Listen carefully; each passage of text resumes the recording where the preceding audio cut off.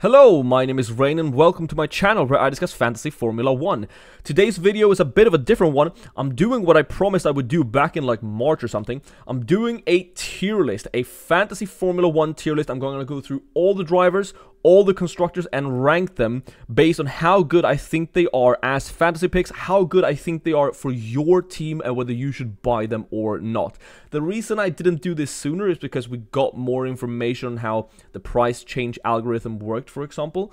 But now we're a third of the way through the season, and I feel like it's as good a time as any to actually make a proper tier list and talk about all of the different drivers for Formula 1 Fantasy.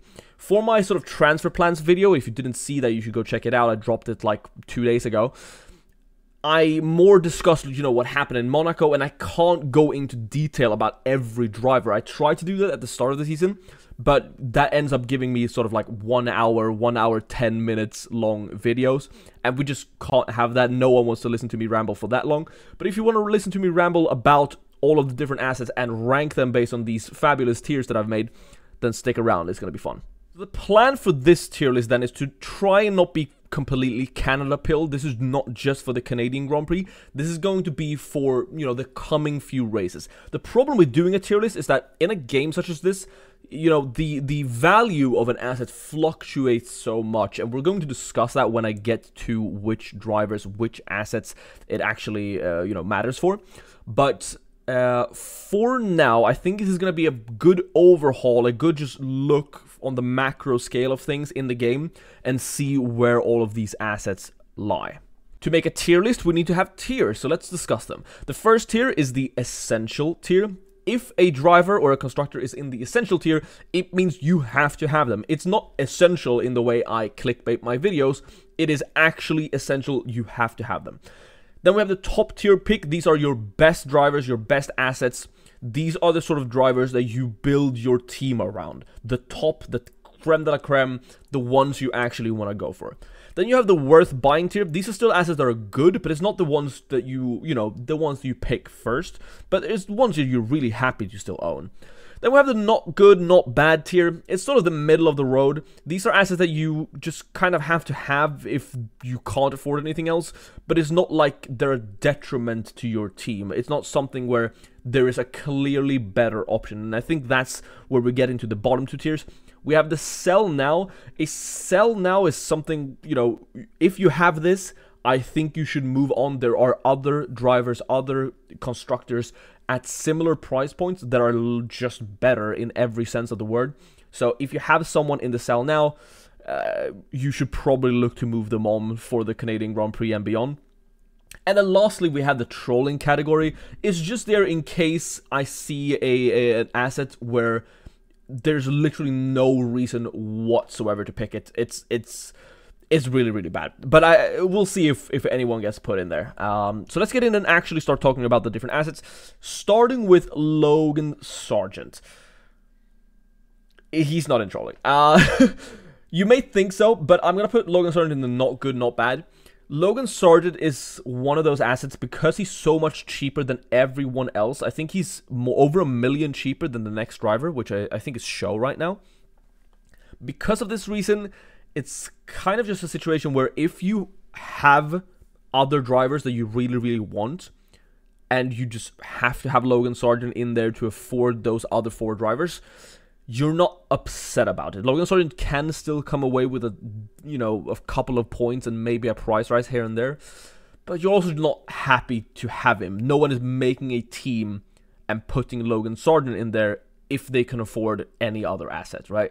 But it's also not a sell. You don't need to sell Logan Sargent and another asset to upgrade. It's completely fine to stick with Logan Sargent and a Yuki Tsunoda over something like a Valtteri Bottas and a Pierre Gasly, for example. So I'd put Logan Sargent in the not good, not bad category. Moving on to his teammate, then we have Alex Albon. Now, Alex Albon is an interesting one. He had a decent showing in Monaco, and we still don't know how good these Williams upgrades are. I'm recording this before free practice for the Canadian Grand Prix begins. I currently would put Albon in the sell now category for 2 reasons.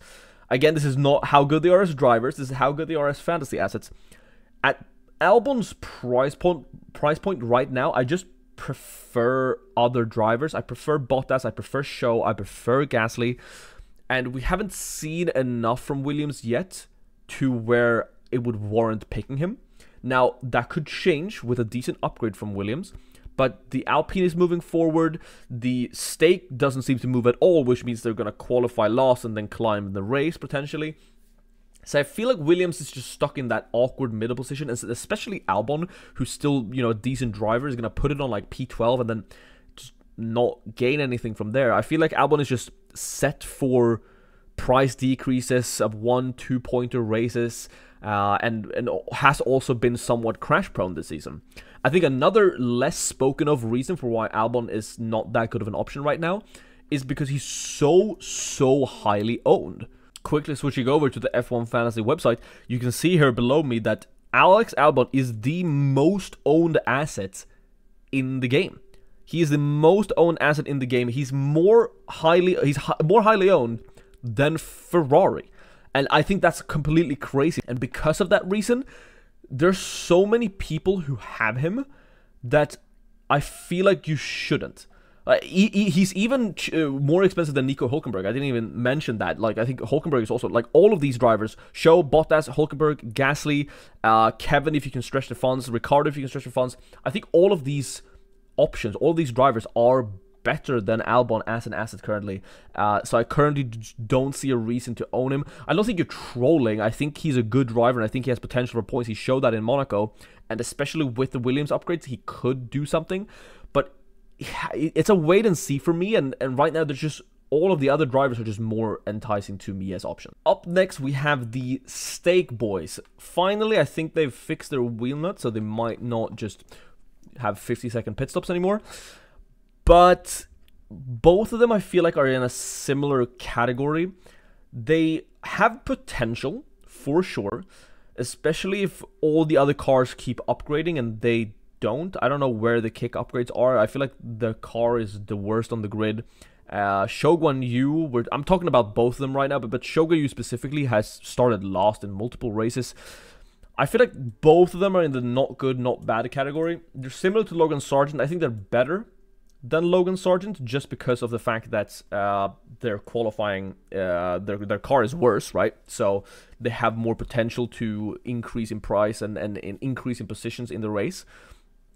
But they're in that sort of realm where you have them if you can't afford anything else in the C-tier driver category. Next up, we have the Alpine Boys. A lot of drama around them this year, but how good are they as fantasy picks? I've seen more people talk about them as good options. I think one of the reasons is that, you know, the car is improving. We can see a clear, just straight line up of improvement from them, especially in quality position. If you look at on F1 Fantasy Tools, great website, all of the races so far this season, you can see Ocon has gone from 19, 17, 15, 15, 13, 13, 12, 11, so just straight upwards, right?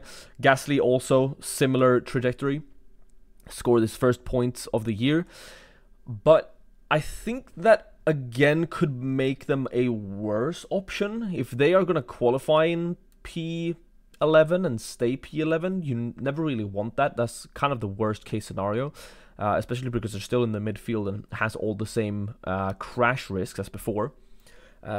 Because of that reason, I think they're also in the not good, not bad category.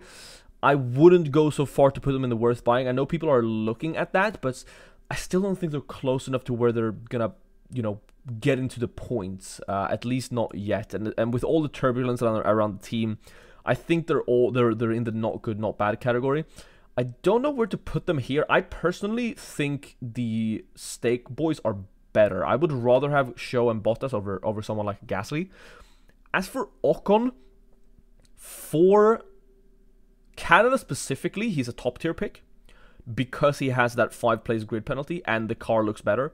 So considering he's going to start further back than he perhaps would normally, he has positions to gain in the race. Overall though, he does have a point to prove now after getting, you know, fired from Alpine. For the next couple of races, I don't know where I would put him. I think I'm going to put him at the top of not good, not bad.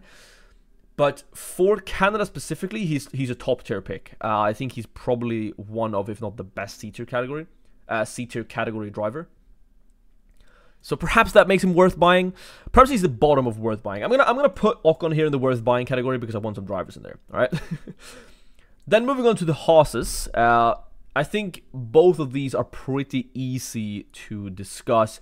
The Haas's have been really, really good so far this season, not counting Monaco. They are very different as drivers, though, and I think that's pretty fun. Nico Hülkenberg is definitely worth buying. I think he's better than Ocon. I think he is probably the best driver for that price. I mean, look at how cheap he is, right? He's just barely more expensive than Valtteri and Shogun Yu. He's cheaper than Gasly, cheaper than Albon. I think he's a steal for the money. And considering he gets into Q3 a lot, he has the potential to get points. And if he were to somehow get, you know, P8, P7, P6, you know, at those, you know, in qualifying, at those levels of qualifying scores, he's guaranteed to increase in price almost, unless he completely falls back in the race. Magnussen is a different beast entirely. Bad in qualifying, but because the car is decent, he's increasing in position. He's gaining positions, and he's increasing a lot in price. I don't think anyone has missed that so far. Would I go so far as to say he's a top tier pick? I mean, I would. I would say he's probably at the bottom of top tier pick. For all of those C tier, among all of those C tier assets, I think Magnussen for the price is just so good. Just getting points, 2-3 overtakes, 2-3 positions gained, and he's increasing in price. He's a bargain, and I currently just see him increasing in price forever, unless he gets a race ban. But even if he gets a race ban, at Magnussen's value at 8.9 million, if he were to get a race ban, it's so easy to just downgrade. Just get Nico, just get Valtteri, just get Show, just get Gasly, just for one race. Or get Daniel Ricciardo if Kevin increases and Daniel stays, right? There's so many options. It's so easy to switch off of him if something like that were to happen. And I just think he's a great pick. Honestly, just a fantastic pick. Now we're starting to get into the better drivers on this list. We'll do Daniel Ricciardo first, I think. Daniel is a tough one. I feel like he kind of falls in the same category as Albon, where he's getting out qualified by Tsunoda pretty handily so far this season, apart from that one time in Miami. If he can put out more of those types of performances, he will be a better pick. But right now, he's too good at qualifying, but also too bad, if that makes sense. What I mean by that is, like, he's qualifying in P12, P13. If he was worse, kind of like Magnussen, you know, getting P18s, P19s all the time, he would be a better option. But because he's just qualifying in that high midfield and not gaining positions, it's hard to justify. I thought we would see an upturn in form and him challenging Yuki up to those P5, P6s, P7s, where Yuki is putting the car right now in Q3s, but he hasn't really shown that yet.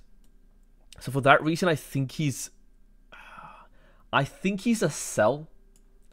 I think you sell Daniel Ricciardo for the price he's at. I think Magnussen is better. I think both the Alpines are better. We need to see him either get worse at qualifying and better in the races, or he gets much better in qualifying and starts actually rivaling Yuki. Because Yuki is a top tier pick. It's a big disparity between them in terms of fantasy points. Just because Yuki getting a P8 in qualifying, which he's done now multiple times, I think. What is his qualifying positions? Look at these qualifying positions. Apart from China, like 11, 9, 8, 10, 10, 7, 8. All of the 8, 7, and 8 here, Yuki Tsunoda getting a P10 and staying P10, that could mean you drop in points. But when you get a P8 and get those 4 points in qualifying, and then, or 3 points in qualifying, sorry. 3 points in qualifying, 4 points is P7. 3 points in qualifying and then staying P8 in the race which he has done, right? That's 7 points. That's almost guaranteed to rise in price. I think that is, so far this season, that has been a guaranteed rise in price. I think the highest you've had to have been so far is on a non-sprint weekend has been 6 points. So Yuki Tsunoda's just putting the car in places where he's well set up to gain those price rises. And you know, the points that he got in Miami are crazy, right? He got 20 plus points. We can look at that here, 23 points. But you know, the 7-pointer, the 10-pointer, the 11-pointer, those are the kind of scores you need from your C-tier drivers, because that's the kind of, you know, the points tick along, but that's not really the most of it. The most of it is getting that value so you can start buying those B-tier assets that actually bring in, you know, the big boy points. So Tsunoda is fantastic for that. I currently just see him rising for the rest of the season until he hits 15 million. So fantastic option. And I think he's, I don't think he's essential.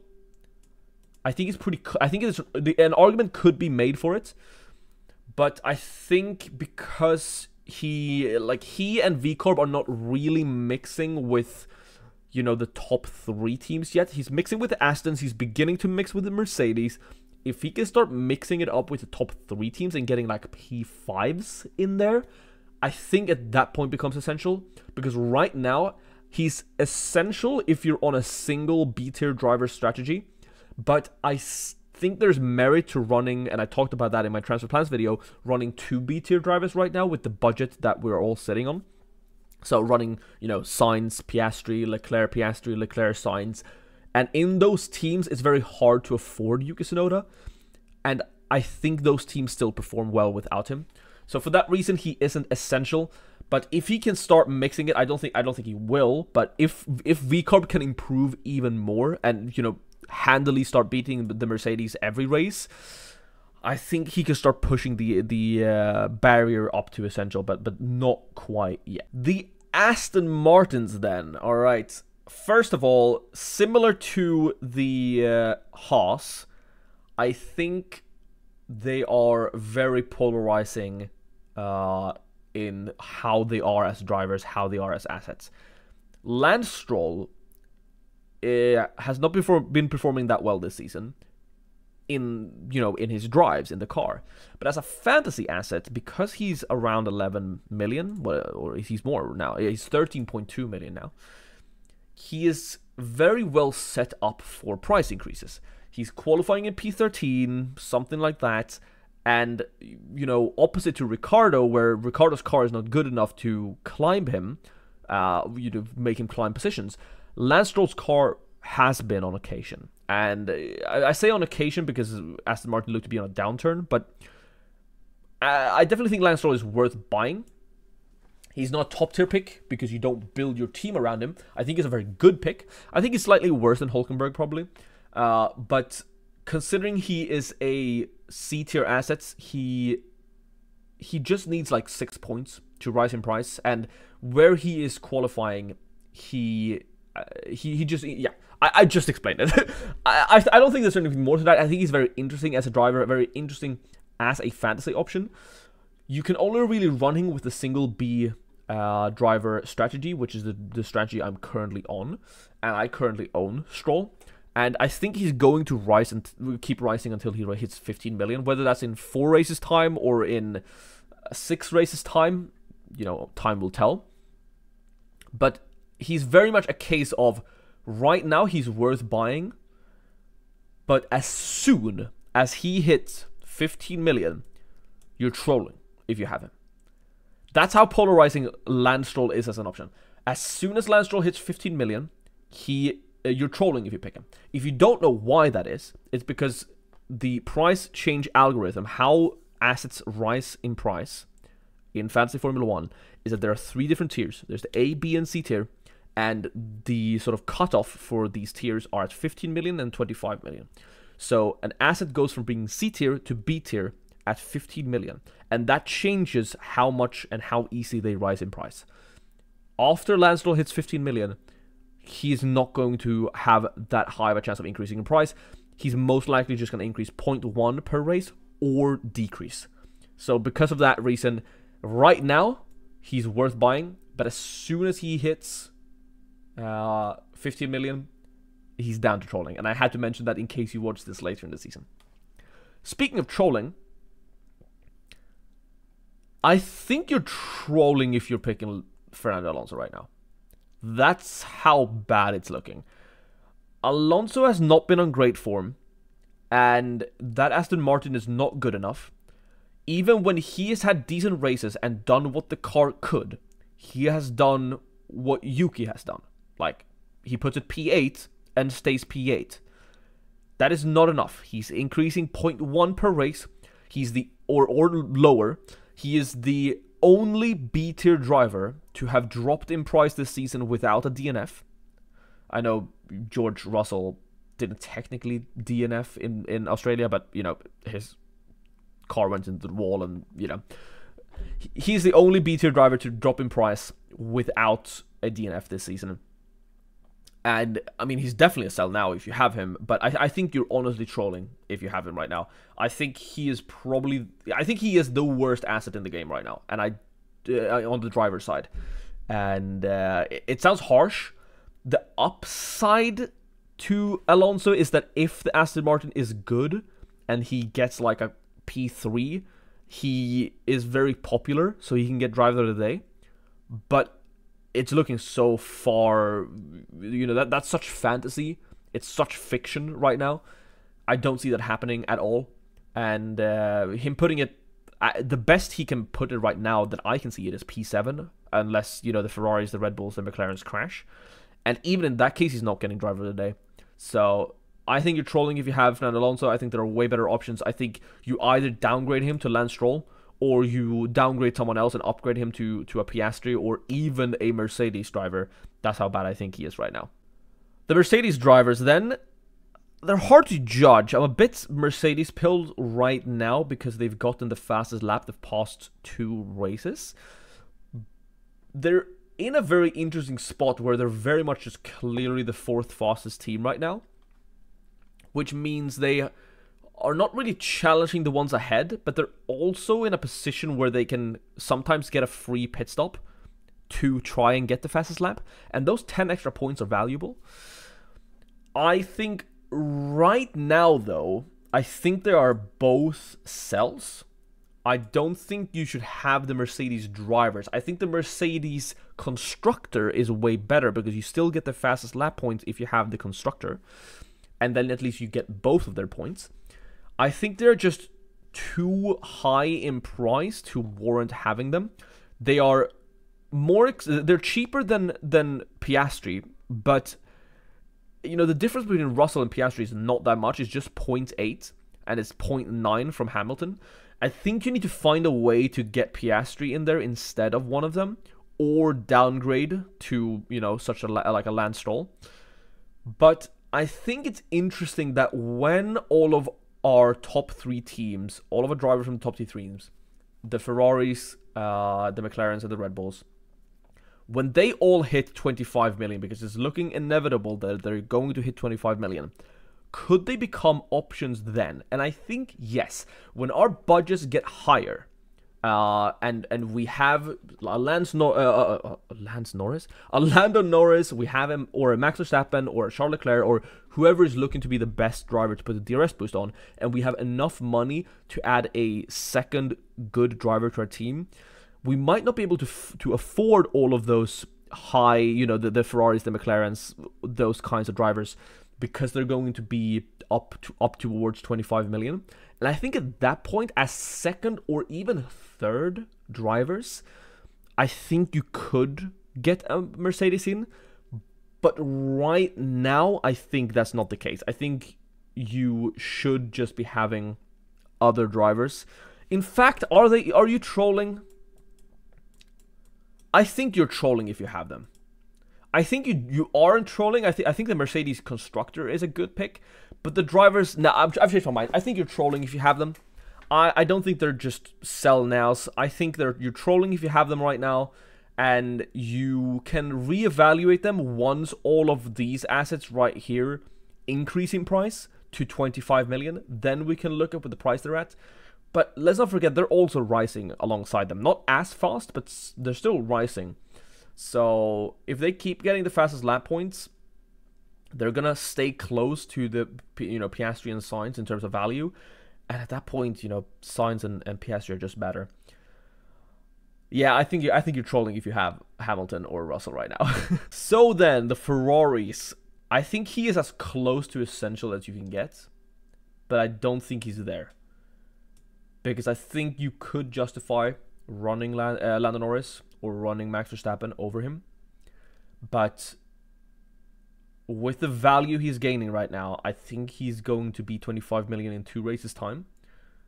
So for the next 2 races, I think you should have Charles Leclerc.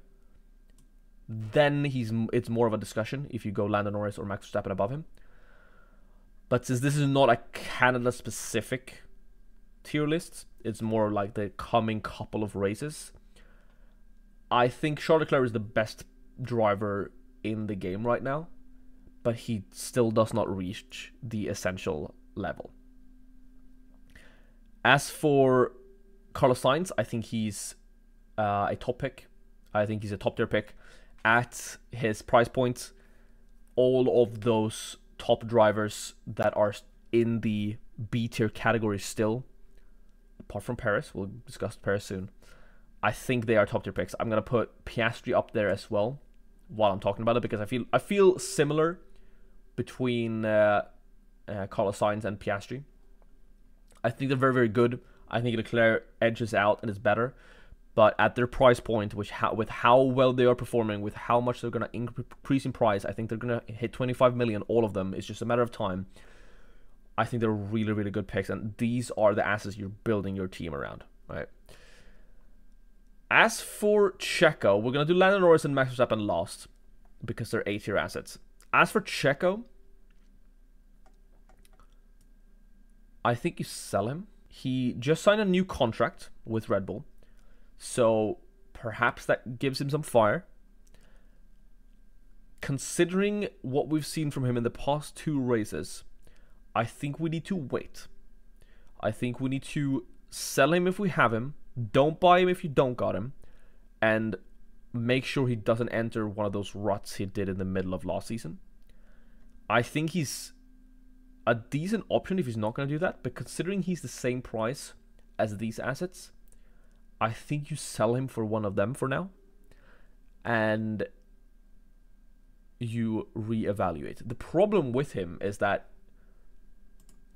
he's 22.9 million, because once Sergio Perez hits 25 million, I don't see why you wouldn't run Lando or Verstappen above him, because you can probably stretch to a Max Verstappen, and Lando Norris is not going to increase that much in price. He's probably going to increase 0.2 every race. So say it takes Checo 4 races, and by that point Lando Norris will be at 26.4.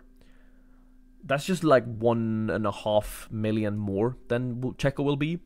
And for that, price difference, I think you just go Lando Norris. Lando Norris just eats driver of the days for fun. Checo is a very interesting one. I don't think he's an awful option if he can turn this bad form around. But I think Leclerc, Sainz, and Piastri are so much better right now, before we know if he can get out of this rut, that he's a sell now. And the reason he's not like in the not good, not bad category is because I do think you should actively look to sell him. And even if he does perform well, he is soon going to be in this category once he hits 25 million. So for that reason, Checo is a sell right now for me. Now we come to the big boys. Max Verstappen and Lando Norris. Are they essential? No, they're not. I think both of these need to go in the top tier picks. The reason for this is that despite Leclerc's, race in Monaco and Piastri's race in Monaco, I think Max Verstappen and Lando Norris are going to be the 2 drivers that bring home the most points week by week. For that reason, you obviously want fantasy points. They are definitely top tier picks. The reason I put them behind these 3, though, is because of the price increases that you can get from these, so that you can eventually get to these, right? With Max Verstappen, it's more interesting. The Red Bull car, the RB20, I think is going to be really, really good once we get to Europe. So I'm actually going to move Verstappen up here, because once we get to Spain, once we get to Austria, once we get to Silverstone, I think Max is going to start to dominate again. And when he does, he's going to be the best asset in the game again. We're also sleeping on Max Verstappen right now after the past 3 races. He only barely won in Imola. And when he did that, Lando Norris got driver of the day and got the most points anyway. He didn't win in Miami. He and Red Bull had a poor showing in Monaco. So I feel like we're sleeping on Max Verstappen right now. I don't think you buy him in Canada, but I feel like you need to leave routes to get him in Spain, because I think from that point onward, he could be the one to sweep for a couple of months like we've grown accustomed to. So that is my final driver tier list. I think there's arguments for putting Magnussen down into worth buying, but I think he's good enough to warrant the bottom of the top tier picks. The top tier pick category is looking a bit heavy, so maybe that's why, you know, Magnussen just goes down here.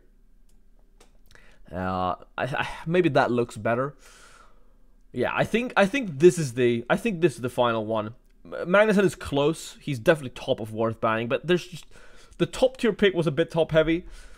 No asset right now is essential. Max Verstappen was essential last year. He's not essential right now. He could end up being essential by the time we get to Europe. But for right now, I feel like this is the driver tier list. Let's move over to the constructor side of things. So I've gone ahead and added the constructors to the same tier list because I thought it would be fun to keep everything in the same place. So let's start at the back then with the cheapest and go up money-wise. I'm going to talk about Williams and Stake in the same sort of breath, I guess. I think you're trolling if you have either of them. The budget is not so strict that you need to downgrade your second constructor to a Williams or a Stake. These two options are not good. In fact, I did say Alonso was the worst asset in the game currently. That's a lie. I think Alonso is the worst driver asset in the game. Worst asset in the game probably goes to the Stake. The reason for this is because you need, for your constructor, you need a couple of things. You obviously want your drivers to perform well, but there are other aspects too for the constructor that's different. One is, do they have a chance of getting a fastest pit stop? Because that could give them more points. The other thing is getting out of Q1 matters. You need one, maybe even both drivers to get out of Q1. And talking about a Haas, for example, you have a Nico Hülkenberg who can get into Q3. That's 5 extra points. That's a really, really good haul, right? Like, just that alone could sometimes be enough to the difference between rising in price and not rising in price. And neither of the Sauber drivers, you know, I think there are decent options as individual drivers for their price because they can gain, gain positions in the race. But overall, I think you can never trust both of them. One of them, there's always issues. None of them are getting out of Q1. So because of that reason, I think the Stake constructor is the worst one in the game.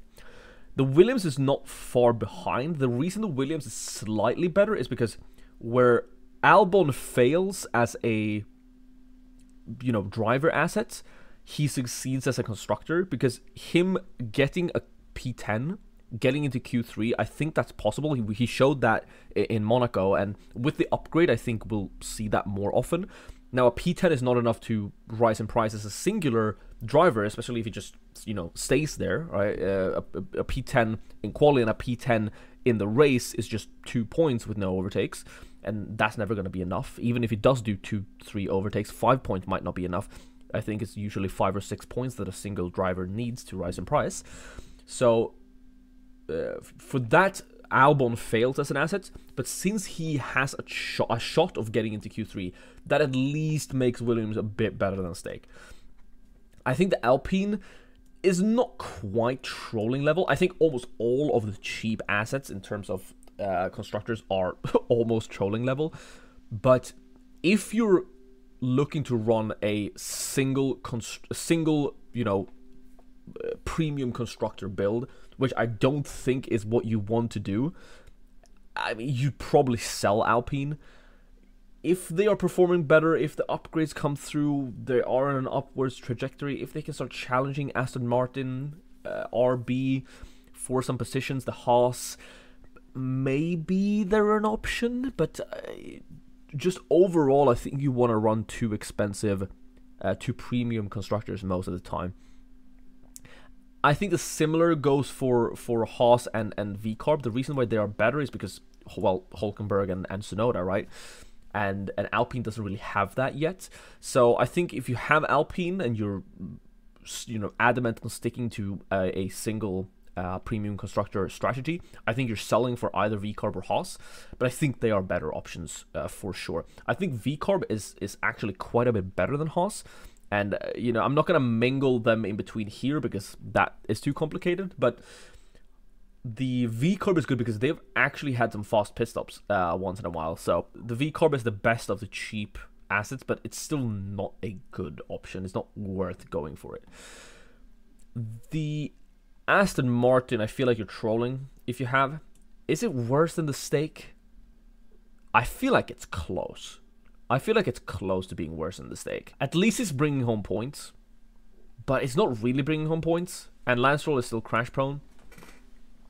Being above 15 million really hurts. Before 15 million, the Aston Martin is probably here, but now that it's at 15 million and at a B tier asset, I think it's at the bottom. It is one of the worst assets in the game. It's definitely on par with the Stake and the Williams. You don't want to be running it. As for the Mercedes, I think they're worth buying. They are the only other option besides Ferrari that's decent at the B tier. We only have 3 B tier constructors now. We have Aston Martin, Mercedes, and Ferrari. So because of that reason, Mercedes is not awful.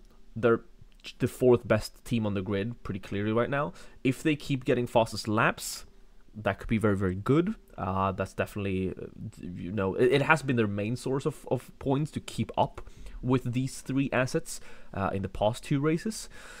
So if they don't have that, are they going to be much worse? Probably. But I mean, at 20 point, getting 22 points is not awful. It's not great, but it's enough for them to increase 0.3 million.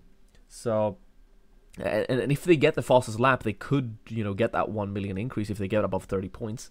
So there's potential, but I would ideally like Mercedes to bring some upgrades that work before we start heavily focusing and the Mercedes are climbing. I actually think they're probably at the bottom of the worth buying pile, even combined with the driver assets. I'm gonna do Ferrari last and talk about the 2 A-tier constructors now. We have Red Bull and we have McLaren. I think McLaren is worth buying. I think they're better than Mercedes. They're gonna get more points than Mercedes.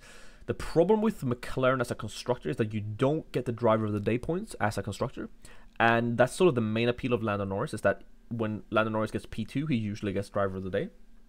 And that's a very likely position for him to end up in. McLaren, as the constructor, don't see those points. So I think they're really, really good. I think before they hit 25 million, they were probably up here or maybe even here. Now that they hit 25 million, I think they're still worth buying. They could be up towards a top tier pick if it turns out the Red Bull keeps being bad, but I don't think that's going to be the case. If the McLaren turns out to be better than the Red Bull when we start getting into, Spain, Austria, Silverstone, Hungary, and Lando Norris starts actually picking up wins and challenging Max Verstappen and Red Bull for the constructors, at that point we can start about moving up McLaren in the thing. But I've not seen enough yet. Lando Norris has been good. The upgrades have worked, but Max still won in Imola, and I'm more inclined to put down Red Bull's bad result in Monaco to it just being a Red Bull blip, similar to Singapore last season, and I think they're going to be back come Spain. We'll see how they perform in Canada, though. Red Bull, then. At one point, I thought Red Bull were essential, especially before the price increases. We learned about how the price increases work. I think they're a top-tier pick, though, mainly as a constructor because of their pit stops. They have been among the top 3 fastest pit stop in every race so far this season, and that just puts them a level above the others. Just taking their other points into account, Checo has missed Q3 a few times, so they're losing points compared to Ferrari and McLaren there. But if he continues to do that, you know, he's going to be able to get Red Bull Racing, the constructor, is going to be able to get positions gained points from Checo on races that's not Monaco, where you can overtake. So I think Red Bull Racing right now, when we think they are just slightly ahead of McLaren in terms of pace on the car, I think they are just a better option because of their pit stops and because Max Verstappen is the best driver in the world right now. So I love the Red Bull Racing asset, especially now that the McLaren has hit 25 million. I'm very, very tempted to go for them, and I think you should at least have a plan on how to get Red Bull Racing in for Spain if we think they're going to start performing to their at their best again. I don't think this Red Bull blip is going to last the rest of the season. I think that's wishful thinking as a Ferrari fan. So Red Bull Racing very likely to go back up to the top, and for now I think they're top tier pick and will continue being one for the rest of the season. And even if McLaren turns out to be better than Red Bull, like even the Red Bull plus McLaren double up could be really good just because of Max Verstappen still getting wins sometimes, even if the Red Bull isn't the fastest car, and Red Bull's pit stop points. So I think Red Bull Racing is going to stay in the top tier pick no matter how, like, no matter what their performances are. You know, realistically, I don't think they're going to start being the 4th or 5th slowest car. I think they're going to be either the 1st, 2nd, or 3rd fastest car in any given race. And as long as they stay there, even if they're the 3rd fastest car in a race, Max Verstappen is going to find a way to put it P1 or P2. Checo might get some overtakes from the back if he stuffs it up in qualifying, and they have their pit stop points. So Red Bull Racing, top tier pick, and very much a consideration for everyone. And finally, all of this entire tier list has led to this moment. The only essential pick in the game right now is Ferrari. I think you are truly trolling if you are not running Ferrari right now. If you have McLaren Red Bull, if you have McLaren Mercedes, if you have Red Bull Mercedes, if you have, God forbid, Red Bull V-Carb, you have to get Ferrari in. It's a no-brainer. It's absolutely a no-brainer. At the price they're at, you have to get them in. And there's so many reasons for it. First of all, they're still only 23.1 million, so they're below the 25 million mark. Second of all, they look really fast in Monaco. They might continue to perform in that, you know, we're talking about Red Bull or McLaren taking P1, P2, but it's looking like Ferrari are in the race, in the mix too. They can definitely do some damage to Red Bull and McLaren. I don't think it's off the cards that Charles Leclerc is going to win another race this season. And they have also been, you know, not bad when it comes to the fastest pit stop points. These are the fastest pit stop points that have been handed out so far this season. And, I mean, Ferrari are second on the average if we look down here, right? How the fastest pit stop points work, it's 18 total. The fastest pit stop gets 10 points. Second fastest get 5. Third fastest get 3 points. And as we can see so far this season, they got 2 in Qatar. They got both the fastest and the second fastest pit stop. Then they got the second and third fastest pit stop in Australia. And then they got the fastest pit stop in the US. So they're not always on the board, but they have the potential, and when they're there, they do perform well. So they have that going for them as well. But the main thing is just the points. They're getting a lot of points. They're up there among the top, and they're also getting the price increases that you want for perhaps only another 2 races. So if you don't have Ferrari right now, I'm telling you right now, buy them now, because you might regret it come later in the season. Once they get to 25 million, I think it starts becoming a bit more of a discussion, Do you go for Ferrari or do you go for McLaren? Do you go for Ferrari or do you go for Red Bull? What combination do you run? But right now, I think you have to have Ferrari. I think it is the one essential asset in the game.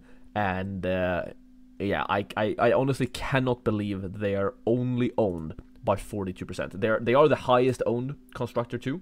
Let's see, there you go, there you have it. They're owned by 42%, which is the highest owned constructor in the game. I think it should be higher. I think this should probably be up to 70%, if I'm honest. They're that good. They're that good, but only until 25 million, and then we have to reevaluate them and compare them more with McLaren and Red Bull. Yeah, but as long as they're below 25, they're in a league of their own. So that is the final tier list, all the assets in Formula 1 Fantasy 2024, all the drivers, all the constructors. Do you agree with my picks? Have I done some sacrilegious things? Am I just plain out wrong? Tell me in the comments. If you enjoyed this video, press a like, subscribe, and I'll see you for the deadline stream on Saturday. See you then.